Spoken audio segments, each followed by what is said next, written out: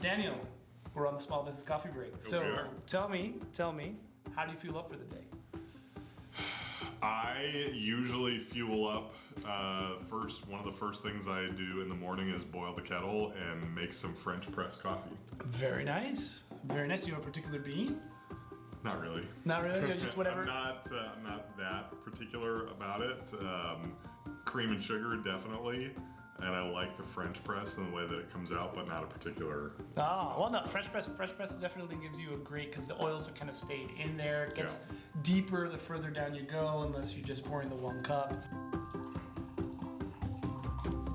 So, I mean, Daniel, teacher to photographer to author and business coach. Like, what sparked that first, what first lit that idea for entrepreneurship, and what's kept fueling you throughout the process? Good question. So the segue from teaching to photography was really wildlife and nature. So my biology degree focused on ecology, wildlife, things like that, and always had an interest in it growing up.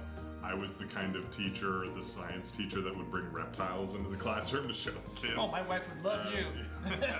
And so I was just always had that interest and that passion. And then when we moved down to South Florida back in 2015, there was wildlife that I'd never seen before that I wanted to get out in the wild and photograph. And I had a camera.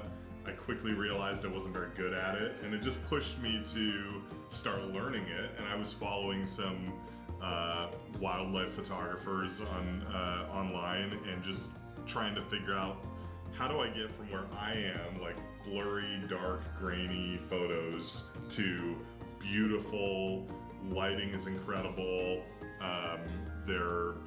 They make me stop and stare at the photo because they're just so impactful. How do I get from where I am to where they are? And so that was kind of the segue into learning photography. Really at first just doing it because I loved the wildlife so much, and then at some point realizing I actually like the photography a lot too. And just really getting into it and seeing how I could be creative with it.